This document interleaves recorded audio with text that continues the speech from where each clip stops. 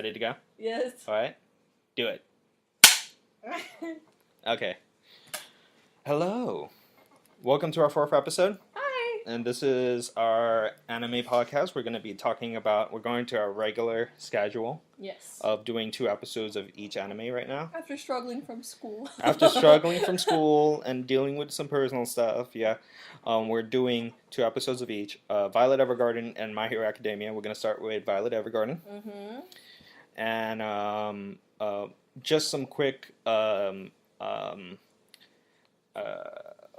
housekeeping. Just make sure if you're interested, like and subscribe, ring the bell for notifications, and what can he do better? Yeah, definitely what I could do better. Mm-hmm. Please. It's kind of, you know, the end of the movie Titanic, where everybody's like, is anybody out there? It's just like I'm posting these videos. Is everybody out there? so I want a little bit of interaction. You should add some elevator music. That'd be really funny. Just get like some stock music off in the internet. back of the video, just like just completely going. Anyway, so just like, subscribe, comment, ring that bell, and just make sure y'all just interact in the comments and let us know what we could do to be better. And without further ado, I think we're going to be going on with this episode. Mm-hmm. So we're going to be talking about episode 9 and 10 of Violet Evergarden. So, okay. So, here's what's happening now. Yes. These 2 episodes may be my favorite episodes of the series. 9 and 10? 9 and 10. They're really good. Mm-hmm. They're really, really good.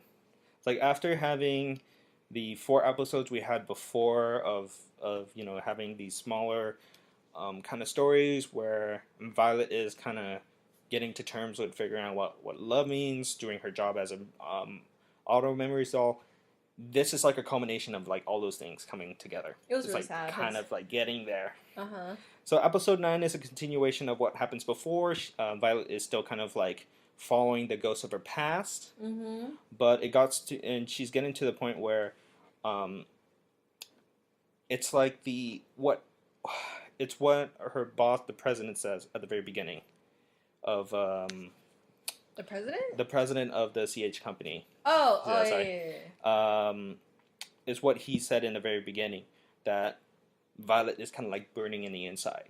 And then we're getting that idea that we understand what he was trying to say and convey in those words of like, what does that mean to be burning in the inside? And it got very heavy to the point that I think Did you cry? I didn't really cry. Not this one. This is the next episode. I like this one because on like a theme level and on like I guess on a filmmaker level, it's like it's a big payoff. Mm. This episode is like a lot of payoffs in the sense that you get to see her going through all this stuff. Mm. You get her internalizing what it means that in her past she was a soldier, but she's trying to help people now, and her getting that notion that like she has guilt now, and she's finally understanding what it means to have guilt. Do you feel like it's interesting that like out of the entire series, these like episode 8 and episode 9 are the only 2 that are kind of like continuous with each other? Yeah, and knowing what's gonna happen next, it's like it's a good trend. You know what I mean? And so with I'm lost in my notes. With episode 9, it got to the point where she almost attempts suicide. We see her in a room alone by herself, dealing with these emotions of having guilt when killing all these people and all that were happening. It got really real at that moment. It's kind of like one of those things where you kind of read those stories about and like those statistics about soldiers coming back, dealing with very real, 100% real issues about suicide and what to do when you have post-traumatic stress. You know what I mean? So I feel like a big thing with the episode too was that like I recently heard about this term, but I feel like for her a big part of it's also like potential survivor's guilt because she's there and he's not. Yeah. Definitely. And survivor's guilt can happen in any way. Like Mm-hmm. say if for example, car crash, a group of people in a car and you're like the lone survivor. It's Mm-hmm. just the idea of like you, you yourself is asking why am I alive versus the X amount of people who are alive. That's such a like a scary thought to actually have. And that's the thing about like this anime is like it's exploring those emotions to the point like as me as an audience member, I don't have any earthly idea of how I would really react as a soldier or anything like that. You know what Mm-hmm. I mean? Like I may have like those things where I'm like thinking about it, right? You know, as somebody like thinking about stories like, oh, what would I do if I was in that situation? Yeah, but you have an out because you're like, oh, just imagining yourself in that is not like you could just live like the next day and just Mm-hmm. be like, hey, that was just kind of like a weird fantasy of like I could live out.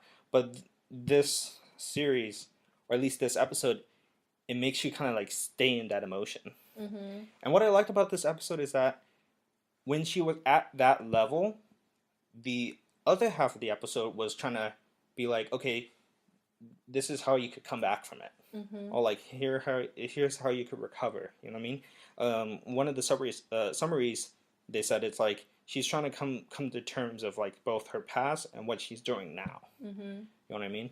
And so a lot of the characters who's she's befriended throughout the whole series come back in this episode Mm. and try to help her out, and that's what I thought was the part of this episode that it's like, oh god. says the waterworks was bubbling. It was You bubbling felt a tear slightly. because that was like kind of like the power of friendship in that Mm. specific moment. It's like even though she feels alone, like she has a support. Mm-hmm. She has the support of her coworkers. Mm-hmm. She has the support of her colleagues, like other Auto Memories doll, not the just her coworkers that work in the same firm. She has a cushion to fall on. Yeah. And she doesn't have to deal with a lot of the stuff that she deals with by herself. Yeah, it's a sense that she's not alone, Mm-hmm. which also at the same time makes me think a little bit of she has that support, but imagine if people like Violet was never there in that first couple episodes. You know what I mean? Mm-hmm. What if she wasn't there for the other Auto Memory doll, Mm-hmm. where her brother Spencer's issues? You know what I mean? Mm-hmm. So it's like I think this is like a circular thing where Like a give and take. like a give and take. You know, she's giving a lot of herself without even realizing it, and then when she's at this low in her life, Mm-hmm. a lot of the people that she's kind of grown together come back to help her out, and that's what I really like about this episode was that there was this feeling of even though she's hit rock bottom, she has a support. Mm. So sorry, I'm getting really worked up a little bit. I'm not choked up yet. So That's we can that's take a next episode. little bit of like a just. Breathing exercises. We got to do that sometimes. What about the portions of the episode that talked about her and the Major Gilbert? Do you have any opinions on? It's like what I feel with Violet as like kind of like a one-on-one thing. It's just that there was no body, and all they found was just this little bit, and it's just that kind of leaving out hope. You know, like even though he may not necessarily be still alive, like I still feel like there's this kind of like kernel of herself that feels like might be a minute chance, and that minute chance is really kind of like propelling her forward. I think a lot of things besides the whole support thing is that detail that people say we haven't recovered his body, and that was the thing for her was that there can be that one like that what if chance that he could still be alive, and that to some degree I feel like it's one of the reasons why she didn't commit suicide at that moment. You know what I mean? Mm-hmm. Just kind of like holding out hope. That's very true. Yeah.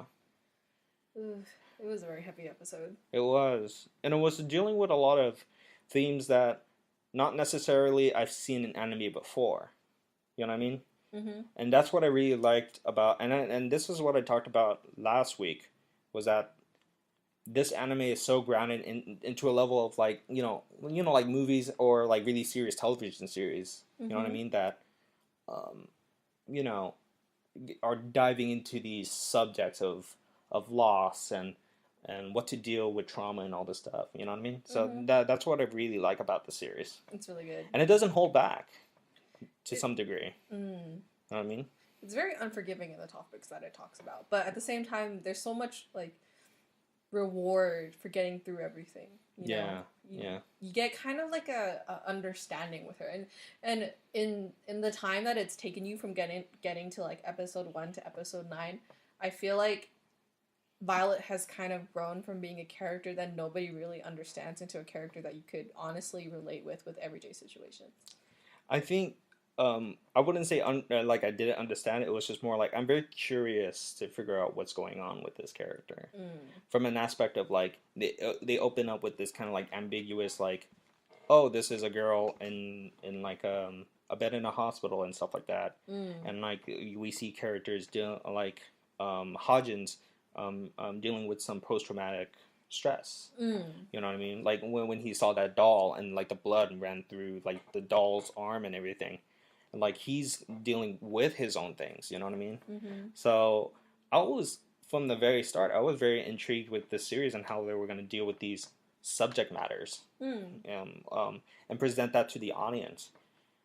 My one worry was that this series was just gonna be all like, oh, like they're gonna be all good in the Like end, la-di-da. la di da. It's all Xanadu, and everything's all like happy, hunky dory sort of situations. Mm-hmm. Which, to be fair, like there are animes that do tend to do that. They kind of go through like, hey, let's just have a happy ending because everybody wants a good happy ending. Mm-hmm.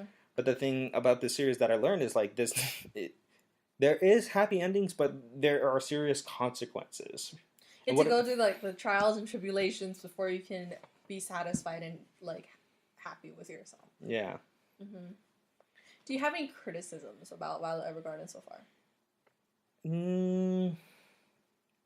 I don't think so. There are some story elements from translation that I feel like, are they really just changing this because they feel like as a Western audience it might be weird or it might be kind of like misconstrued as kind of something strange.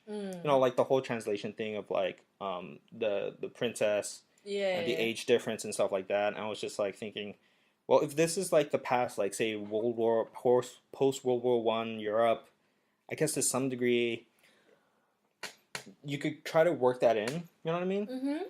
But I felt like this is a totally separate alternate dimension kind of world. It could do whatever it wants. I just thought it was like a weird choice of translation from the Japanese to the dubbed. I see. I see. All right. Did you want to move on to episode 10? The episode that made me cry. Did it actually made you like? It wasn't like ugly cry, but it was like a situation where when I figured out what was going on, I was just like, I just need to like sit down and just like. It hurt. Yeah. So episode 10. So after Violet was going through that crisis in life, about Major Gilbert and having her friends come back to her and help her support and know that they're there for them. Mm-hmm.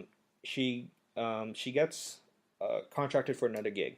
Mm-hmm. She's doing another job, and from what I recall, the opening was like a little kid, and her family situation. She's kind of like the only daughter, as far as I know in this episode. She's the only daughter, and to a single parent, which is her mother, and they seem very well off. She has a little doll, and one of the cute parts of this episode was that she assumes that Violet is a doll. And I thought, oh, that's kind of, she's kind of in her own world a little bit. But there's a reason for that to some degree. Like, her mom is sick. And as an adult, I was just thinking, oh, I know where this is going. Like the mom's not well. And she has Violet come over to settle affairs. At least that's where my mind went to.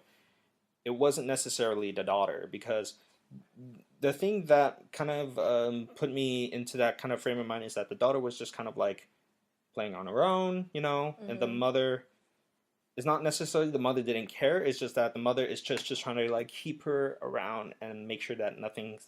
Like she needs to get her own thing done before. Yeah. And Violet's there, and she talks to her a little bit, and tries to get her to play with a doll and trying to figure out what it means to be a child. I think a lot of this episode is like what it is to kind of have like that child imagination. And that was that one scene when Violet kind of holds the doll, you know what I mean? And they try to play together, and it was just kind of like, oh, okay, this episode has its purpose of like, oh, this is kind of like using her imagination, using a different part of her mind that she may not all the time use, you know what I mean? And so later in the episode, the daughter becomes like more aware of like what's going on, you know what I mean? Like, she is really bothered by all the people that's coming in and out of the house all the time. That, like, you don't ever spend time with me or something like that, and all that stuff, you know what I mean? And I was just kind of like, okay. Like, in my mind, I was like, kid. She's trying to make sure things are settled in the event that she does, kick the bucket, you know what I mean? So, but at the same time, I was just like, okay, well, I can't really necessarily criticize or anything. I was just like, okay, this is how her as a parent wanted to deal with the situation and stuff like that, and make sure all the affairs are in order. That's what my assumptions were, because it looked like she was very sick. Right. And so later in the episode, when she's having like this really, really tough situation, we literally see Violet like finish her job and leave, right? Sorry. And then next thing you know, we flash forward, and we have like this whole kind of like monologue of Violet and the daughter, talking and everything, and then we figure out the real the real situation of those letters. Those weren't like practical, pragmatic kind of letters of sending it out and settling affairs. No, these were letters to send to her daughter into the future. 50 years worth of letters. It's a lot. To send every time it's her birthday. And when I figured out that was the purpose of the letters, I was just like, okay. Okay. It was heavy. The feeling was just, it was like, oh, I'm wrong. And at the same token, I was like, God, I'm kind of feel like an asshole. I mean, you're not necessarily wrong. Yeah. She was getting kind of her affairs settled. Yeah. Yeah. Just 50 documents worth of it. And I like how this episode was like a kind of like a dual purpose. It was like using kind of like that child lens of like, her trying to contextualize and deal with like kind of this trauma and stuff. And then Violet understanding that when these letters do send out, her emotions of that profound sadness comes in. And literally, I had that same profound sadness. I was just like, holy crap, like having every year your deceased mother send you letters. Because she knew that you're going to go through these similar moments in life. That was just really hard. It's a heavy episode. It's a tough episode. And I thought when the writer's daughter dying was a sad episode. This one was pretty bad. This one was a bad one, yeah. This one was just like bad in the sense that I was just like, I was glad that I wasn't with anybody in the same room. I was alone watching this episode. Yeah. And I was glad that I was by myself watching this episode. Because it was a heavy emotional wise. This episode was really good. Yeah. Did you have any opinions on this one? I remember I cried too. Yeah. First and foremost, I was just like, oh no. I know what it is already. But when did you know the twist then? At what point did you know that these letters weren't kind of like normal, okay, in an event of me passing away, I want this to happen? I feel like I picked up on it pretty quick. I think it was around the time when I started realizing that, like, the daughter was jealous that her mom was spending more time with, like, Violet than she was with her. Yeah. And so when she started doing that, I was like, I feel like these letters are probably just going, like, because, like, respectively speaking, it's like, it's Violet's whole purpose is to write letters, right? Right. So these probably aren't going to be like very factual documents. It's probably going to be letters. Yeah. And then I was thinking about it, and I was like, okay, she's probably writing letters to her daughter. So in the case that she passes, she'll probably have it. Yeah. And then at the end, it was like 50 years worth, and I was like, well, I totally didn't think it was going to be that long. Yeah. And it's a good thing that this episode happens right after Violet's whole situation about her potential suicide and her coming back from kind of that depression. I thought this was a very good episode after that, and I thought thematically, like her going through all that stuff and like starting to get back at the work again. I think it was a great way to drive that whole idea of like sadness is an emotion to have. Like sadness is not necessarily a bad emotion. Like sadness is something that happens and we just kind of deal with it. Right, yeah. I know that. I think the thing that got me in the episode was that moment where like she started reading the letters from like a little kid, and then she got older and older, and I was just like, oh no. Yeah. Oh, no. I was like how it was worded, and I think from the translation from sub to dub, like everything still kept its emotional kind of weight to it. And this was the episode. I was like, okay, I'm not missing anything by listening to this stuff right now. Yeah, it's like it was all there. It was really good. Yeah, and the fact that she lives her life, and it's like that scene in like Titanic where you see those pictures at the end, like literally she's after having that moment and like that one low in her life, she surmounts it and like lives beyond that. Right. Which is also a good point to like in the next episodes, and kind of like a theme of like this whole series is that regardless of what happens to you in life, you still can live above the trauma. Right. Yeah. You know what I mean? You can still live above dealing with some really, really heavy shit. I think another part of it is that, like, honestly, life just goes on. Like, as much as sometimes when stuff happens, especially things that are kind of traumatic, you want time to just stop for, like, I don't know, a good couple of, like, days just for you to just be able to just kind of sit back and think about everything. Yeah. And honestly, you can never do that, Like, time will still keep going. Nothing's gonna really change that much. The only thing that you can personally do to, like, improve is kind of take the situation like slightly better, right, understanding it and coming to terms with whatever has happened, which is a kind of like a very like shorthanded way of putting it, but honestly it's like you kind of have to like get to a point in yourself where you're kind of going to be like I'll be fine, like I'll be okay. It's really good. This series, this person got me. This and Calvin got me into the series, and I didn't know how much I would just be like a husk of emotions. You know what's kind of surprising? This Violet Evergarden is still not really like that much. Like it's not talked about really. Is it not? No.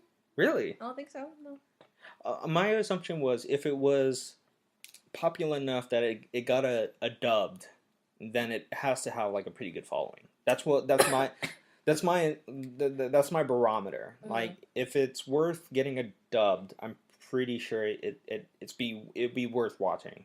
I mean, I feel like it's popular in some sense, but like if I were to really interpret it from like my personal standpoint, having Violet Evergarden translate over to Netflix and become an actual series on their platform would be a really good marketing deal, in the sense that there are a lot of people that are in this current day and age that really identify with Violet as a character and just the situations that she goes through. Right. Not necessarily the part about writing letters, because we don't really write letters as much anymore. But I think just the understanding of the emotions behind it can translate and transcend over very different experiences that a lot of people have had before, especially with things that have been happening recently, things that have happened in the past year or so. I think it's just a lot of people who, if they ever give this anime a chance, will be able to kind of understand the situations the character goes through and just relate to the whole story.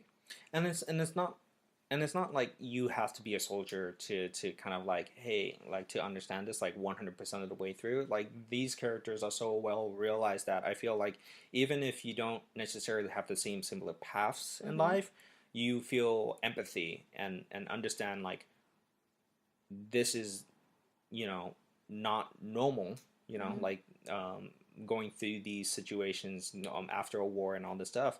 Yeah, that's not my normal, but at the same time, I can feel for that. Like I could have empathy of like, oh, I can understand like losing a family member, or I can understand, oh, that's a later episode.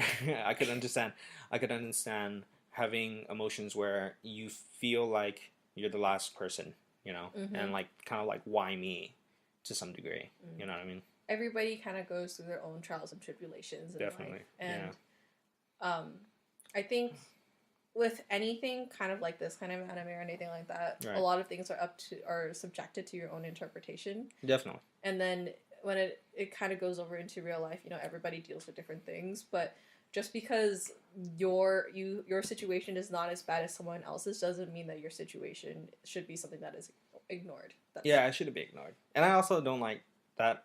I do make that assumption, just be like, well, my situation is not as bad as, say, the person kind of like slumming it in the streets or something like that. And I know that can be very offensive. You know, I'm not gonna say that again. But like my situation is, you know, probably well off than other people. But at the same time, I can't be stagnant or complicit or like kind of like stagnant. You know, I gotta keep going. Right. And that's the thing about this anime that I really appreciate, is that even though all these things are like kind of pushing our character down, like doing all these things, like she kind of has a wherewithal to like bring herself up. You know what I mean? And that's what I really enjoy about the series. And it sucks that it was only like one series, but at the same time, like, full disclosure, I watched the rest of the series. I was like, I felt like, you know, if this just is one and done, like I'm happy. This whole series, I would recommend it to anybody that iffy about anime as an art form or as kind of like as a gauge of, like, if you really think that cartoons are only for kids, you gotta watch this. You gotta watch this, and you gotta watch Fullmetal Alchemist. I think with anime, if anyone ever decides to kind of get past the point of being like, this is not really my type of thing, this is just kind of like cartoons and stuff like that, once you find your genre and get into it, I think you kind of pass that initial stage of being like, I don't really want to watch this, this is just art and stuff like that, and get to a point of being like, I actually understand why people like this so much. Yeah, and it's very, everything is like based on like an emotional like level on this one, and someone going from like a television kind of like film, kind of like watching a lot of this stuff. It's like everything is like with purpose, you know, everything's drawn with purpose. Everything, little detail in this series, and everything each character does is on purpose. And as somebody that wants to see that on screen, it's really good. You'd be surprised at how many sports animes are so... They are very engaging. Sorry. When you were saying that, I was thinking Yuri on Ice. No, actually, Yuri on Ice is apparently really good, though. Same thing with Haikyuu. See, Yuri on Ice is on the list because everybody keeps on telling me, when I said I was going to do like summer anime viewing and stuff like that, and if someone said, just on pure art style, you gotta go on Yuri on Ice.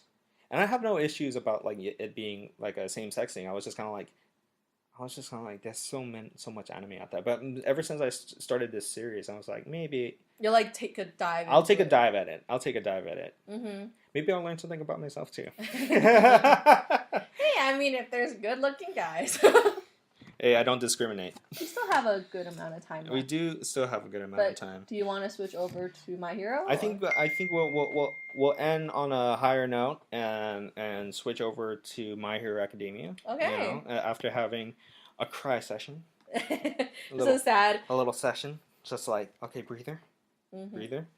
So which episodes are we talking about today? So it's the same. It's the same episodes. It's going to be episode 9 and 10. All right. So these two episodes of this anime podcast, I should have said this in the beginning, We're gonna do 2 episodes. We're getting up to the almost the season finale of both animes. So we're gonna do 2 here, 11 and 12, and then we're gonna do 13 by itself, and then our kind of overall like impressions of like the whole season. And then in the case of My Hero Academia, it's just like the whole series, not the series, the whole season, and kind of predictions of the next season, because I know it's an ongoing anime. I mean, it'll be your predictions. It'll be my predictions because I can't say anything. you can't I already watched it. you're here to psychoanalyze. I mean, even Calvin can't say anything. He's already passed into season. He's all caught up. He's Yeah. all caught up. And then hopefully from now until then we'll have a bigger table and more microphones. Yay! Did you get introduced to more characters this episode? These 2 episodes. So let's go talking about My Hero Academia. So quick thing, mixed up my episodes. So I got a little bit episode 9 and my episode 8. Oh, okay. Yeah. So It's okay, since we're talking about both, it'll be fine. Yeah, it's fine. So episode 9 kind of opens up. We're in UA in the morning, right? All these reporters are trying to get into UA, trying to talk to All Might, because All Might is the top dog. He's hot shit right now, Yes. and everybody wants a piece of All Might. Oh. And exactly, it's the muscles. I could definitely understand. Bulging muscles. Bulging muscles, and all the reporters wants some form of information, because now All Might is one of the characters, like not one of the people regularly being there, because Oh, he's an instructor, right? he's an instructor. Like before, he was kind of like an enigma of a character. At least that's what I remember being established on the first 8 episodes. Like he comes whenever he's needed. And now, I feel like this episode kind of draws All Might's character back to reality. Like, because when you first meet him, he's kind of like a hero that's just like unattainable. He's like up here somewhere. Yeah. And then once you kind of figure out who he actually is, it kind of grounds him a little bit more. And then now that he's an instructor, and it kind of brings him down even further, it's just like it grounds him even more into his character, and instead of seeing him as like the figure of All Might. Yeah, because ever since like All Might and like this whole school kind of arc kind of like started set in, I was like, oh shit, All Might's like the principal, because he gave he gives our homeboy Deku like the piece of hair. Vroom. Vroom vroom. Little did you know that was Akira. And we're in Tokyo 2020. Hey, what's up? Where's the Tokyo Drift music?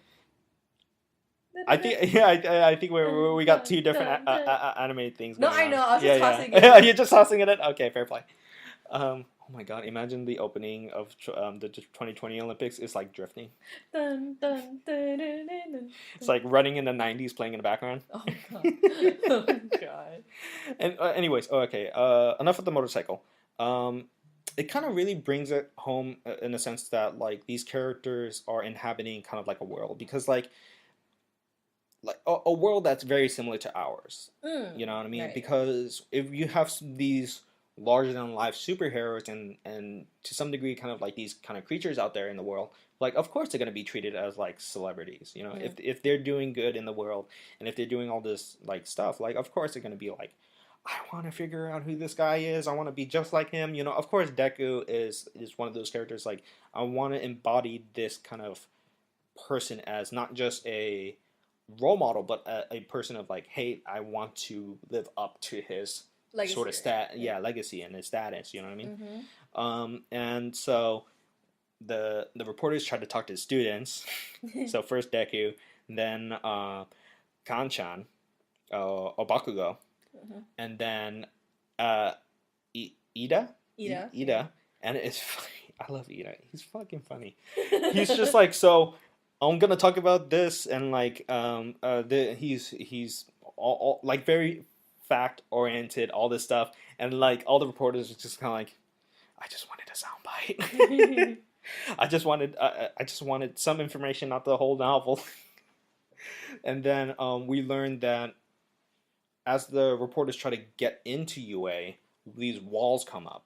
And you of course you get the exposition character of saying like, oh, the only students and people that can go there can go there. You know what I mean? Like reporters and stuff like that.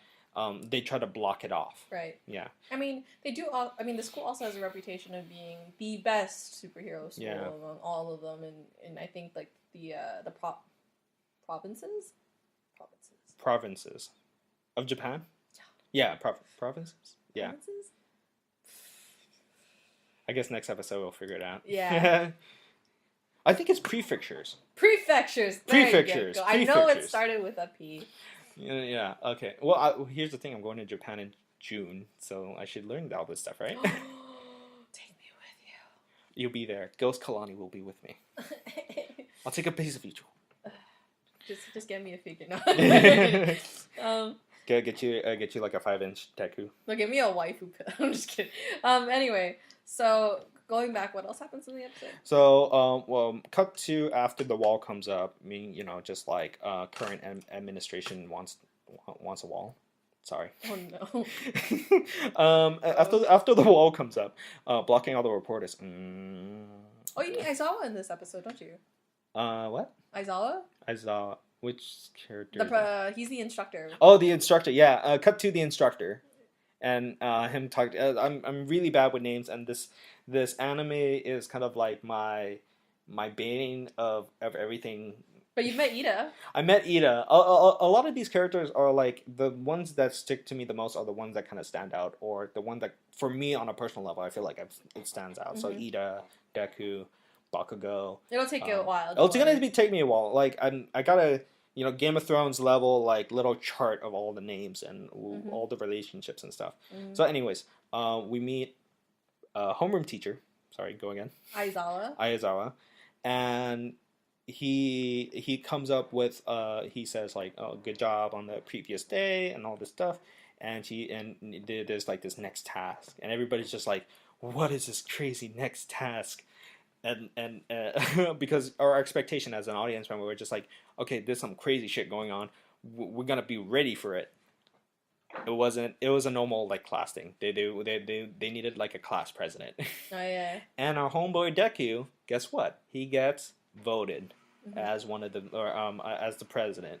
And cut to their conversation at the lunch counter, and we learn a little bit more about Ida's characters and like his kind of arc. And I predicted beforehand that he's come from like a family that's kind of like a little bit well off, or has like a really high expectation bar, or like some kind of like expectations of him. Yeah, he comes from a long line of family members that has like these quirks that the lineage. You know what I mean? And so did you meet his brother yet? Huh? Did you meet his brother yet? I wasn't aware he has a brother yet. Oh, whoops. Is it this season? Oh, I'll learn. I mean, in the family, he has a brother, a mother, and a father. A brother, mother, and father. Okay. I think there might be a sister. I'm not 100% sure, but anyways. Okay.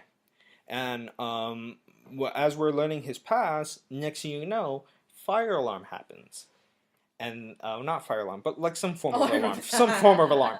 And then everybody's panicking, which also reminds me, why did not this school at the very beginning have some kind of safety thing where there's like, if you hear this, then do this? Because everybody just started to up and go and try to leave immediately. In kind of like a panicked rush almost. I mean, suspense, one. And then also I think that if it would have made for a funnier like thing if it was just kind of, I mean, it could have been like a thing where it was like they had drills, but it was like the first day, so none of them have first couple days, I guess. So none of them have ever kind of like been through a drill which told them like, oh, if you need to get out this way. You have, okay, and I don't think they ever mentioned it, but UA has been a school for a while, right? Okay. I'm just kind of like thinking, like, why didn't they have to? Well, suspension of disbelief. You know what I mean? Like, like it's not our real life, right? It's not the United States. It could have been a panic thing. Could be a panic thing. Like they might have not trained for this specific moment. But anyways, so everybody, it's a panic. It's like literally a situation where everybody wants to leave at the same time.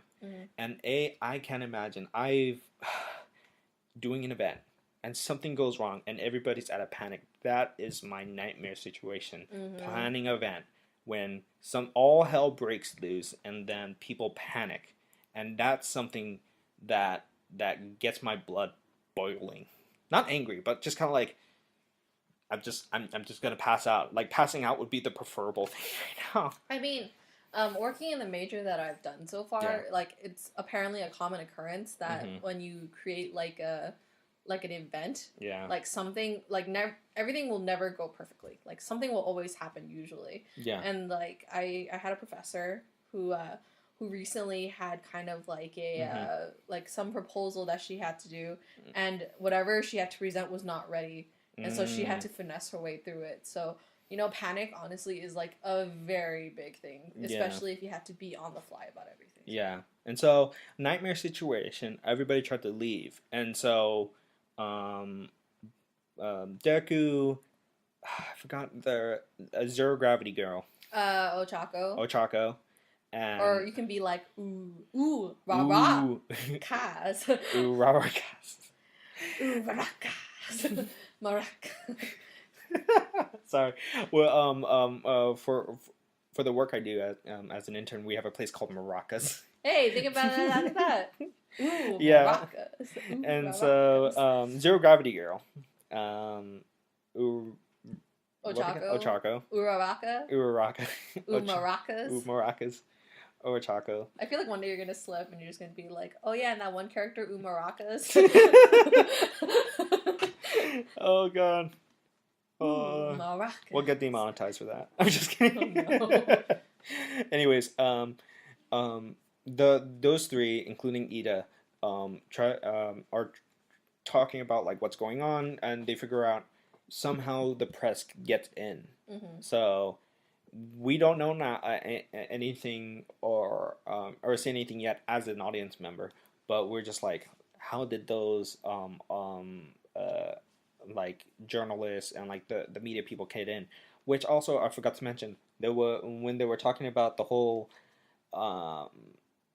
wall thing going up, there was like this character all the way in the back of them, and it looked and of course it was just kind of like ominous music, and you're just kind of led to assume like, I guess maybe somehow they got in through like a different door, right? And so Ida sees Ochako and tells her to try to like use her quirk on him so he could try to like do some kind of signal thing. Yep. Which also, the funny part, he flies through without control. Yep. Literally, I love how, okay, if anything, from the last episode of this podcast to this episode, I still 100% like this series on an art style level on its own. Because it reminds me a lot about kind of Dragon Ball Z while watching it as a kid. I see, you know what I mean? Yeah. So a lot of these characters are like kind of like, they're goofy, but they're all kind of like, they're all there on a purpose. You know what I mean? So he flies like a Catherine's wheel, just kind of like towards the exit, and then finally gets himself on the wall so he could let everybody know, like, listen, you gotta calm down and try to like get out of this, because literally people are getting squished. Like, this is not a good situation. Like, you need to calm down. Y'all need to calm it, you know? So, that whole situation kind of ends, and then we learn that later they're back in the classroom, and then our homeboy Deku talks to Ida. Well, talks about how Ida composed himself in a very professional manner, and like it really helped that whole situation out, and that Ida should be the president, even though he never got voted into a situation like that. You know what I mean? So, and Aizawa just said, "Hey, if you're good with this, I'm okay with it too." If I was ever a teacher, I want to be kind of like him. Like, y'all hey, can do whatever the fuck you want. Hey, I'm just here to enforce the rules. If y'all want to do something different, by all means, that's all you guys. Anyways, and so we get to our next situation where Aizawa is saying that they're literally that same day they're going on a field trip. Yep. So the other half of this episode is making our way from point A to point B. A little bit in between that, we have conversations between characters. We have Deku interacting with not Bakugo himself, but Ribbit Girl, Frog Girl, Froppy. Fobby. Froppy. I It's like think a frog, but she's floppy. It's like Floppy. a froppy. No, froppy. Froppy with an Froppy. R. Yeah. Froppy. Okay. I mean, her actual name is Tsuyu. Suyu. Oh yeah, I remember the next couple episodes. We're gonna get properly introduced. But if you want the simple name, it's just Froppy. Froppy. And then It's a very cute name. we got another guy, whose art style is similar to Bakugo's, but his quirk is like he can kind of like Harden. harden. Mm. But it's not like a steel. It's kind of like a hardened like stone, but like it can stop attacks and stuff. It's kind of I call him Kirishima. Kirishima, and we get introduced to him. Jiro Kirishima. Just call him. See, Kirishima, and we get a better introduction of one of the other characters who are kind of in the background, but like he's like looks like a young kid, like kind of like a toddler situation. Oh. And he has kind of like, like Rey in Star Wars, like the buns, but he has it like kind of like a mohawk situation, or at least it's drawn as if it's like a mohawk. Oh no, I know who that is, but I don't remember his name. He's like a little purple dude. His name is Mineta. Mineta, yeah. You'll like him. Actually, I don't know if you'll like him because a lot of people hate him. I did see past like episode 11. Like I get to see his quirk, and I like. He's a memed out character. What? He's a memed out character. Meme dot character. Memed out. Oh, memed out character. Yes. Oh. Yeah. I could kind of see that. I could definitely see that. No, it gets worse. Trust me. Does it? Yes. Okay. This is episode 11 talk. I will it's give more... you a hint without any context. Okay. Sauna. Okay. Sauna. Mhm. Like a sweat rack. That's all I'm saying. Okay. Okay. A sauna. All right, and then what this is leading up to is them going from UA into rescue kind of like training camp situation. So it's like a geodesic. No, it's not a geodesic. It's like a whole giant dome. Yeah, right. Like like Long Beach, there's like giant dome in the middle of the bay. Not the middle of the bay. Like it's like it looks kind of like the where you dock onto. You know where Queen Mary is? Yeah, that's what I was trying to say. Yeah, oh, yeah. Like that little dome thing where you go in for the cruises. Yeah. That's where that. Have you been on? Yeah. Okay. This is a separate conversation. Okay. Sorry, it's just. Cruises are fine. Like my first cruise was like 2 years ago, and I absolutely loved it. Anyways, which I didn't think I was gonna love, but I actually did.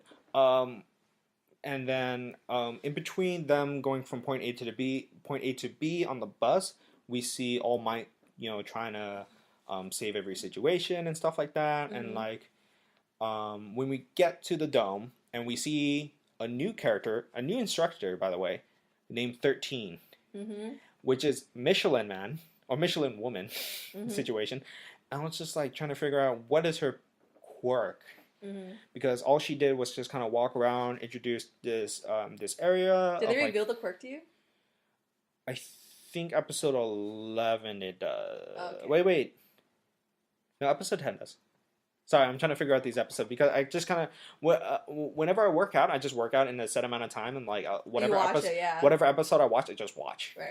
Yeah. And so they introduced this area, and within this dome, there's even mini domes. Mm-hmm. So it's basically like a theme park of like heroes trying to like say like, oh, this is the Shipwreck Cove, or this is Storm Cove, this is Mountain area, mm-hmm. this is Blizzard Town, or whatever. Did they explain it to you or anything? It was explained in the sense that this is a training area for people to figure out how each quirk can work with or the different terrain, right? Yeah. In different terrains mm-hmm. and stuff. Because the thing I liked about the series is that even though it's all about superheroes, everything is very, and I notice I use this word a lot. Like everything is realized. Like everything has its purpose. Like literally, if your quirk is one thing, you're great for X amount of terrains, and that's what this place is testing. Mm-hmm. And of course, it would be a place to test that. You mm-hmm. know what I mean? You're not. If your quirk is fire, you're not probably going to be best in somewhere that like with the water is raining. You know what I mean? Like trying to shipwreck rescue. Like, what are you going to be doing in a shipwreck rescue? So in layman's terms, like everything that they come up with so far is just somewhat grounded in the reality that it exists. Everything, yeah, and that's what I like about, like, say, like if it was like a TV and movie, it's like if you have a world, right? Say Game of Thrones, and this is a big issue I have with the most recent season. Okay. That you set up a series where traveling was something that wasn't just point A to point B, and like you see them travel one place and then cut to that, hey, we're here now. You know what I mean? Oh, so they cut the time that it took for them to travel. Yeah, so in the very beginning of the series, this whole world is like there is a set amount of time. They're going to King's Landing. Oh, how long is it going to take? Oh, it's going to take several months. And so we're going to see that kind of several months, or like them talking on the road and stuff like that, because of course they're going to be having conversations from point A to point B. Right. You know what I mean? And so that's what I like about the series, because they opened up with that. Right, okay. And then when you get to the most current season, you're just like, oh, you literally have like dragons that could go halfway across the world in like an X amount of hours, and or you have Gendry that like literally runs from one part of the world to the other part of the world to the wall, and you're just like, it just seems unrealistic. It seems unrealistic. It seemed kind of like not, I wouldn't say warranted or unwarranted. It seemed like it didn't necessarily, it went Hollywood with it. You know what I mean? I guess the best thing is like they knew they wanted to wrap it up, but they also weren't invested enough to like say get a few more episodes to be like, okay, let's make sure getting from point A to B makes sense. And like motivations make sense. Right. And that's what I like about My Hero Academia is like every motivation, everything that this world is kind of like built upon makes sense. You know what I mean? And don't make that last episode think that I'm hating the series. It's just that I was gotten to a point where like I was like, yeah, but it's got better. Definitely did get better. Sorry, it was my most long-winded thing ever. Yeah. That's food. my most long-winded explanation about My Hero Academia right now. And so, as 13 and Aizawa is talking about the different distinct kind of like sections, next thing you know, we see cut to like a portal opens, like this purple portal situation, and all these villains come out, and everybody was just like, oh, this is part of this simulation. And as an audience member, I was like, okay, maybe this is part of it. And then you literally see Aizawa, like the homeroom teacher, and 13 was like, this is not part of the plan. What's going on? And we need to fix this. And when everything starts getting real, and then it just cuts. Yep. Yeah, that's end of episode 9. That always happens. Yeah. And then so episode 10, we open up kind of same situation.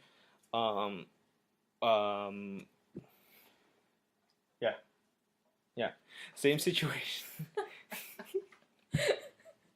Homeroom teacher and 13 are trying to hatch a plan, trying to figure out what to do, and Aizawa jumps into the situation. Also, weird villain designs, by the way.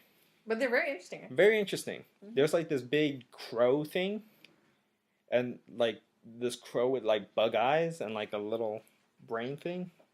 Yeah. There was that, and the thing that they transported them to, that was a villain on its own also. That was his quirk. That was that quirk, and then there was this guy with like a hand on his face. Yeah. Okay, so here's the thing: that character, I was just like, who is this character? I'm seeing it in the previews every single time. It's just like it's reaching out, but it also has a hand on his face. I'm just like, what is this character? You've watched enough of the episode, right? Do you have an opinion on that character? Because this is a actual big thing that's a part of the community. Like his purpose? Yeah. I have a sense. Family being silly. Okay. I'm gonna get a text later. Just slowly walking out. Slowly walking out. My feeling, the way he was voiced, and the way his dialogue kind of like went on, I felt he's a very confident character, Mm. which a lot of villains are. But there was something that I felt that he knew more than he was leading on. Mm. Like I feel like the dialogue he was saying is like I felt like he knows All Might's quirk to some degree. He knows something about All Might that not all the villains know, Mm-hmm. but he knows enough that he can. He knew All Might was gonna be there, Mm-hmm. and he knew that he could take down All Might through a sheer numbers. Mm.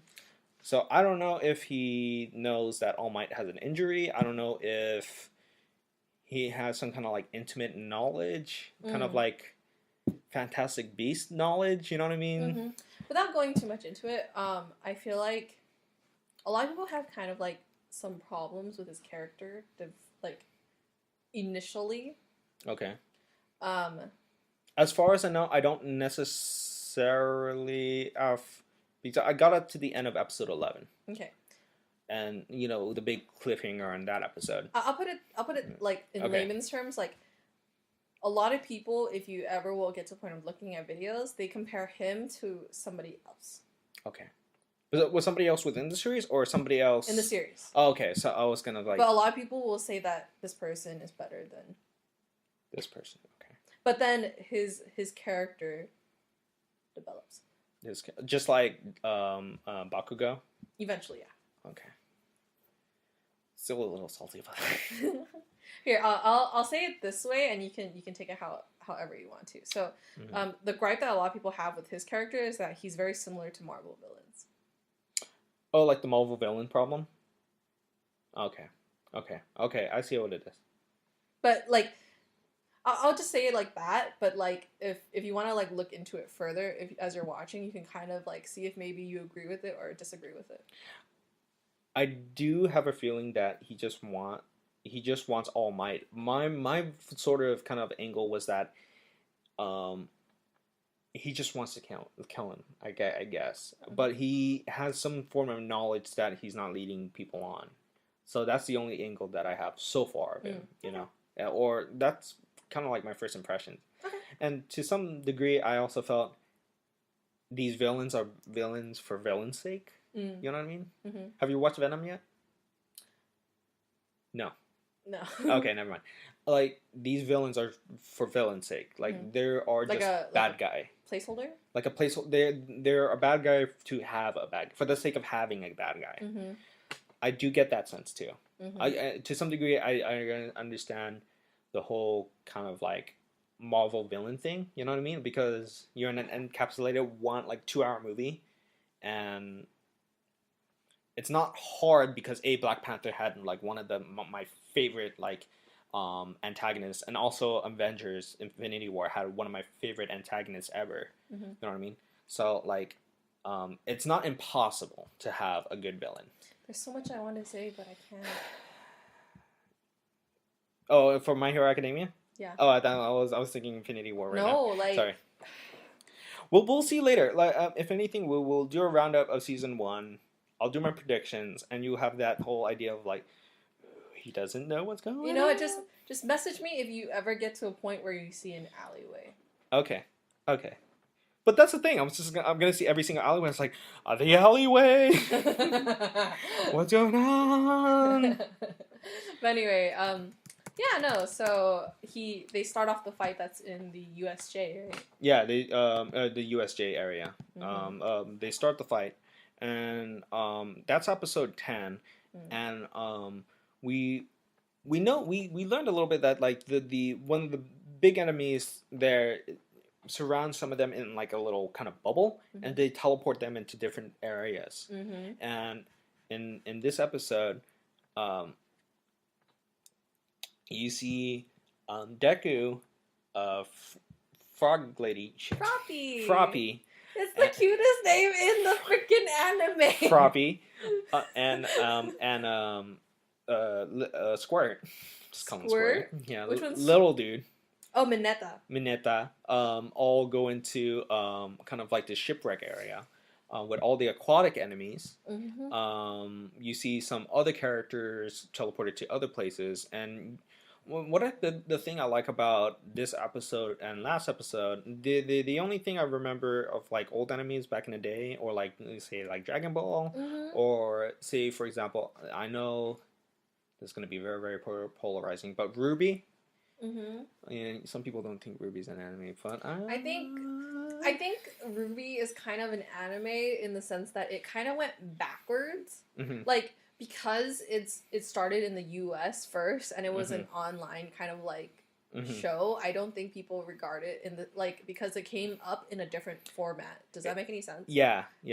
But I think because now it's adapted in Japanese, like it very well. It was like we're one of us now. It ranked. We're one of you. To notice me, senpai. I mean, okay, this is kind of breaking for our My Hero Academia conversation, so I'm sorry, but I feel like if anything comes out of the U.S. before it becomes is considered an anime, it's considered as a cartoon. Yeah. And I mean that in more of the sense of like if you ever grew up in like I don't know the early 2000s, you know.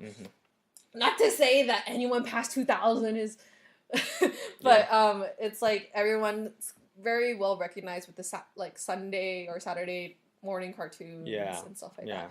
And so whenever those cartoons came up, you always saw Power Rangers, you always saw Batman, freaking Jackie Chan. Jackie Chan Adventures. I forgot the chant, but anyways. Like back in the day, like One Piece was one of the animes that was like the beginning of the day. Also, it's an hour. So to make it quick, to move forward, America has much more of a perception of like cartoons, and Japan has much more of a like a viewpoint of it being like an actual realized anime where adults and children can watch it, but a lot of adults can watch it and has a lot of adult content. That's what I'm trying to get at. Yeah, and why I brought up Ruby was that the idea is that the series is leading up to an event. Right. You know what I mean? Yeah. So like each season, say like Ruby, it's like you're expecting something to happen. Like say the previous season, it's them meeting together in Haven. Right. You know what I mean? Yeah. Everybody coming together, and we're building up to that, and like all the little bits in between that is all the character development leading up to that situation. These two episodes are kind of like leading up to the big confrontation that's going to lead into kind of like everybody coming to one point. And that's what I kind of like about these two episodes. It's building up to a bigger thing, and then you're going to get, I feel, and at least I hope so, because I watched episode 11, there's going to be a resolve. Like all the actions that we saw from the very first episode to now, everything's going to be resolved, but also opens up doors for new storylines in the next season. You didn't get to the end of the fight yet. Did not get to the end of the fight. I think the best way to summarize it is every action has a consequence. So Deku is stranded and surrounded on a boat with other classmates, and Ida and everybody that was still around that situation, where when everybody gets teleported, are trying to hatch a plan to try to get people to like, hey, help us, because in this situation right now, what happened before in the other episode kind of built up this not notion, but it hinted, you know what I mean? So like the security system, you know what I mean? They had that at the school, but it's not that they didn't have it in this situation. It's just they bypassed it, and so the emergency signals or whatever is not happening. It's not getting there. You know what I mean? Right. And then I think in this episode, see, I also watch these episodes concurrently. This episode, we get to finally see the principal. Isn't the principal great? Oh my god. I love the principal. It's so funny. I was just like, because we see All Might on a sofa, you know, trying to like talk about like how he feels bad for not being there in that situation, but at the same time, he knew to some degree how much his powers kind of had been dwindling. He's knew for some time that he can't necessarily be All Might all the time. So that was the problem with his quirk, and that was the problem of his affliction. You know what I mean? So I'm not necessarily saying I feel bad for him. I'm saying that he should have seen this coming to some degree. I guess maybe he was trying to test himself, and maybe he knew that Azawa was probably going to handle it. 13 was probably going to handle it. That he could be like, okay, it's fine. You know what I mean? Yeah. But I kind of understand that. Mm-hmm. But and also I can't blame him for not foreseeing an ambush happening. Yeah. So there's that.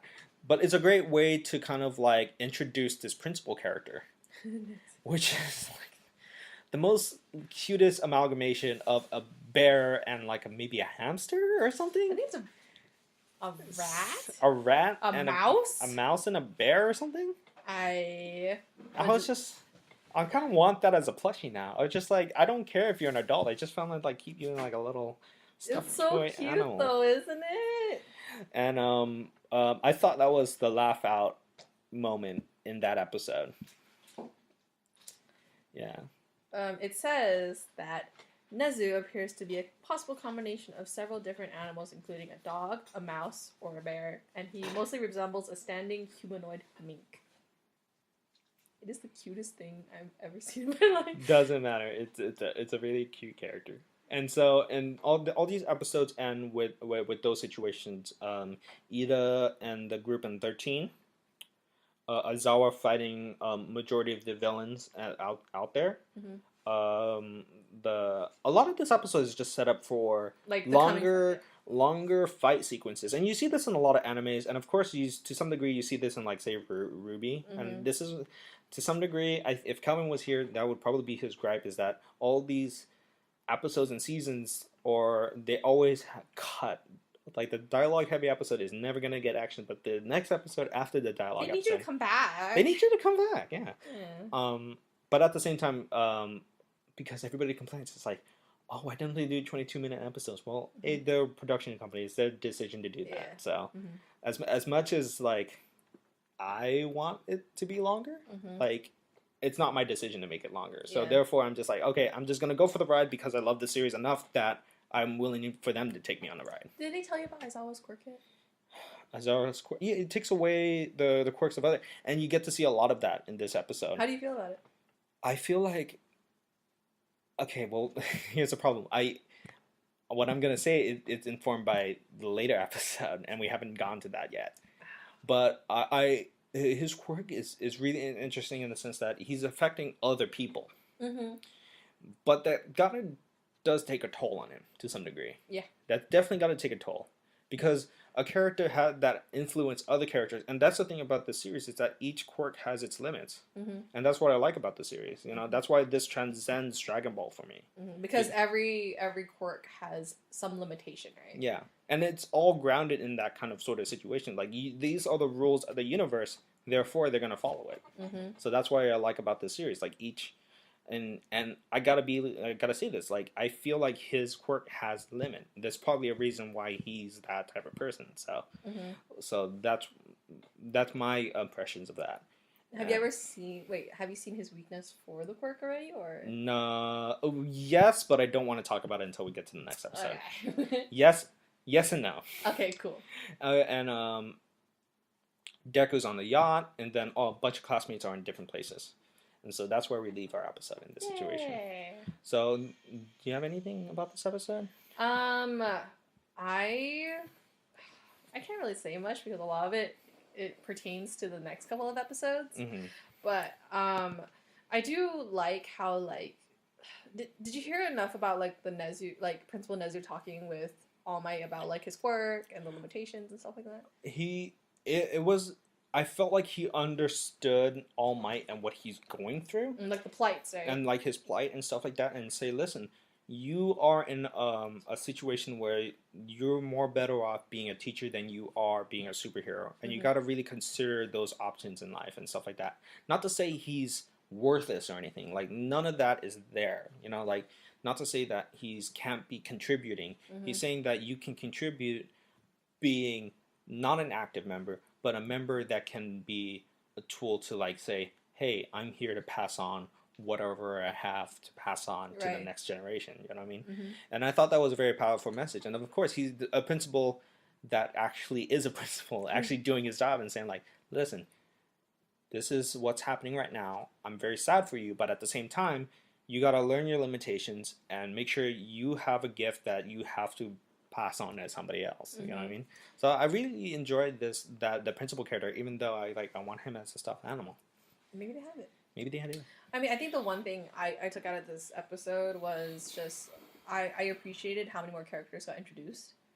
I felt they were more introduced, kind of more kind of like formally introduced. Like they're all kind of like, I wouldn't say respected, because all these characters you've seen these characters all at one point or another. Yeah. Like, but now you kind of get their name. Oh, I'm this is my quirk and stuff like that. And here's all my limitations. No, episode 11 kind of dives a little bit deeper into that. Right, yeah. But for right now, I'm just going to say I like how things kind of work out. Mm-hmm. Not like all the characters have happy endings, but I like how they kind of like work together. Right, yeah. Even though all the quirks, you may not think, oh, and these combinations and stuff like that. If we're gonna have a discussion like at the end of the season, we're probably gonna have a discussion about like, oh, what would be our favorite team combination of quirks would be. You know what I mean? Okay. I think that would be a very interesting topic to have. Then I hope the character that I really like is introduced by then. Then you gotta watch the rest of the episode. Oh, Okay. Really quickly, and I know it's like been about an hour at this point, but I wanted to quickly talk about anime conventions. Like things that happen from like every anime, you know, conventional things. This, and I mentioned this with Rubius and stuff like that, is that, oh, this whole season led up to kind of like this kind of big altercation, and I felt like, oh, we, as an anime or as a series, like we're always led to believe like the last couple episodes are gonna be like, going to be really juicy, you know what I mean? And that's just something I noticed. And I'm not saying it's a bad thing, I'm just saying I noticed it. You know, like in Game of Thrones, you have the dreaded episode 9. You know what I mean? Like the second episode of the season, towards the season end, like that's the dreaded episode that everybody is going to all talk about, like the Red Wedding or like the Battle of the Bastards, you know, all those stuff. I mean, you know what they call it in anime, right? What do they call it? It's arc. Arc? Oh, like the pinnacle, like the climax? Kind of like that. So, depending on the event, it's considered as like a certain arc. So this would be the USJ arc. Oh, okay. And then like if I thought arcs usually refers around characters, and it was just kind of like how the character goes from point A to point B. At least I thought that's what arc meant. I mean, in this case, because the way that they kind of like structure everything is like they base it off the manga, and in the manga they have very certain climatic points, and then just like the points of like the events that lead to it, and so points, like the climax would be the fight, right? So then that would be one arc, and then the next thing would be like there's like the episodes in between, and then there's like the big event that happens, and that would be another arc, and then there would be like another like area where there's like a smaller kind of like altercation, something that happens, and then there's another arc. Oh, okay. So it's just like a transcending of events or major kind of like plot points. The best way to think about it is if you're watching an anime, every single time that there's like a big event or something happens that kind of stands out or transcends over a couple of episodes, that would be considered as an arc. Yeah. And I'm not saying I don't enjoy this, and I feel like each episode of this anime season, it's like I'm trying to like contextualize. I don't hate My Hero Academia, but that's the thing. It's just like I'm putting it under a lens that maybe not a lot of people would probably put it under this specific lens. You know, it's just it's a genre difference. Yeah, it's a genre difference, and I'm not taking it as a grain of salt, but I'm just giving it a chance because if I learned anything from Violet Evergarden, I'm willing to go on a deeper dive into different types of animes now. You know what I mean? So this is probably going to be a start of like more to come in this situation. Yeah. So anyways, we got this is a longer than normal episode. We've had a long time discussing Violet Evergarden. I mean, to be fair, we had a lot of tangents this time. Yeah, I think my note taking gotta get better at it. Nah, I think it's just like when you're talking about certain things, you kind of have to relate it back sometimes. So if we get off tangent slightly, I'm pretty sure we'll be fine, right? Gotta bring it back. Yeah, reel it in. Anyway, so go ahead, comment, like, subscribe, hit that the bell notification, get some new episodes, and hope to see you on the next one. Bye.